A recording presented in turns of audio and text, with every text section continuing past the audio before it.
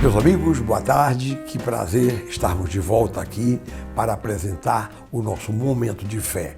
Os amigos se lembram que semana passada nós usamos o tempo orando pelas pessoas, principalmente os nossos parentes, os nossos amigos, nossos irmãos que passaram pelo problema do coronavírus. Muitos perderam seus familiares, inclusive eu mesmo perdi amigos, né, esposas de pastores, enfim, uma situação muito difícil. Então eu usei a semana para nós orarmos e foi muito bom. Na semana anterior, porém, eu falei aqui sobre o Evangelho. Eu estava apresentando para os meus amigos assim uma espécie de panorâmica do Evangelho. O Evangelho é o poder de Deus para a salvação de todo o que crê, como diz o apóstolo Paulo. E então, o Evangelho abrange todas as áreas da nossa vida. Por exemplo, o Evangelho salva a nossa alma. Pelo Evangelho, nós somos curados das nossas doenças, nós somos curados dos males emocionais. O Evangelho também entra na área financeira da nossa vida. O Evangelho também nos concede contentamento, alegria. Eu falei essas coisas na semana anterior, né? Semana sem ser essa última, na anterior. Pois bem, e hoje eu gostaria de continuar a dissertar sobre estes pontos. Quando a pessoa se converte, quando a pessoa tem um encontro com Deus, o que acontece? Né? Quais são as coisas que a pessoa tem que seguir? Porque nós descobrimos o seguinte, que o Evangelho é como se fosse assim uma caminhada, é uma caminhada na vida espiritual. Então diz a Bíblia que Deus amou ao mundo de tal maneira que deu o seu Filho unigênito para que todo o que nele crê não pereça, mas tenha a vida eterna. Isso é João capítulo 3, versículo 16.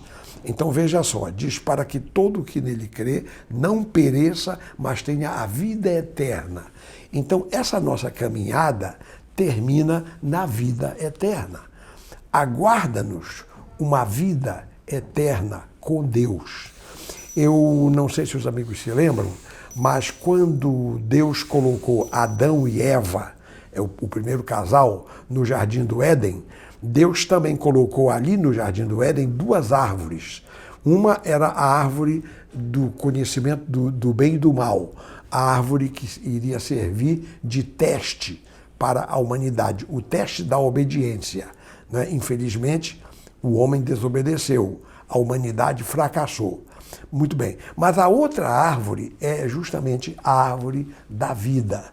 Então eu posso acreditar que se a humanidade obedecesse, então o próximo passo seria justamente comer da árvore da vida para viver eternamente na presença de Deus. Então, meus queridos, esse é o caminho, essa é a nossa trajetória. Aguarda-nos a vida eterna. Essa situação de morte, de sofrimento, de problemas que existem no mundo, isso aí é decorrente da nossa desobediência.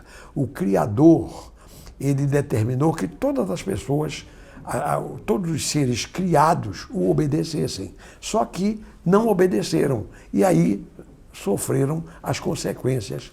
A humanidade tem sofrido essa consequência até aos dias de hoje. E o resultado é aquilo que nós estamos vendo, né? E, inclusive a questão da morte. Quer dizer, se não tivesse havido o pecado, não haveria a morte. É a conclusão que a gente chega. Por consequência, quando a pessoa começa a fazer a vontade de Deus, qual é a recompensa? A recompensa é o que a Bíblia chama a coroa da vida, a vida eterna, com o nosso Deus. Porque você sabe que o nosso Deus, ele é um Deus eterno. O nosso Deus não morre, o nosso Deus não tem solução de continuidade. O nosso Deus, ele vive para sempre. E nós vamos viver com ele para sempre. Olha, meus amigos, meus irmãos, eu dou graças a Deus. E agora quem conhece a Bíblia sabe do que eu vou falar. Eu dou graças a Deus porque Deus colocou no caminho da árvore da vida querubins com espadas flamejantes para impedir que o homem ou qualquer ser se aproximasse da árvore da vida. Porque se Adão, em pecado, comesse da árvore da vida, eles iriam viver eternamente em pecado. Mas agora o nosso Deus queria salvar a humanidade. Então ele barrou, né? Ele fechou o caminho da árvore da vida e agora o tempo andou, né? O tempo correu e finalmente veio a salvação da humanidade através da pessoa de Jesus Cristo. Qualquer pessoa que queira salvar a sua alma, basta crer em Jesus, basta se arrepender dos seus pecados, basta propor no coração começar a fazer a vontade de Deus. Aí o que vai acontecer? A pessoa se salva e a pessoa entra na vida eterna. Então, meus queridos irmãos, meus queridos amigos, esse é o nosso destino. Esse é o objetivo da nossa caminhada, a vida eterna com Deus. Portanto, isto aqui que eu estou falando é um preâmbulo para esta semana. A partir de amanhã, eu quero convidá-los para meditar comigo sobre vários passos que a gente dá depois que a pessoa se converte. Você, depois que toma a decisão de servir a Deus, então, o que você tem que fazer em seguida? Então, eu vou lhe apresentar aqui alguns dos passos que nós temos que dar, né, depois que nós nos decidimos a seguir a Deus. Meus amigos, meus irmãos, minhas irmãs, nós vamos então agora, como sempre fazemos, terminada a nossa reflexão bíblica, nós vamos orar.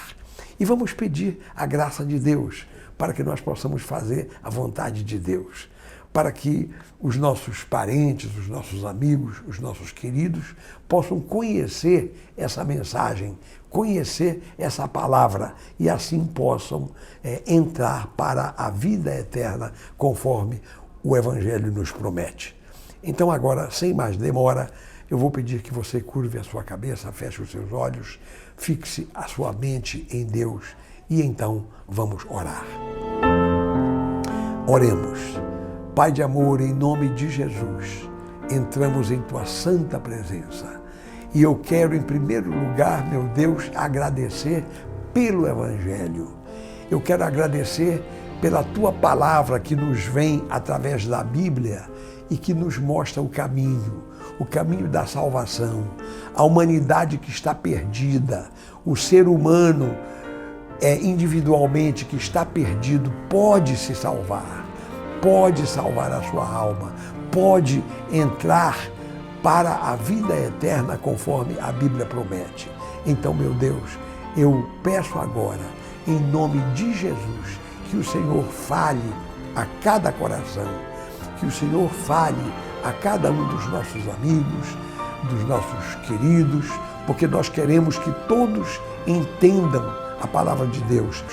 Pai, no nome de Jesus, esta é a minha oração e faz melhor do que o que eu estou te pedindo, pois é no nome de Jesus que eu oro e te agradeço por tudo, desde agora e para sempre, e que todo o povo de Deus diga amém e amém.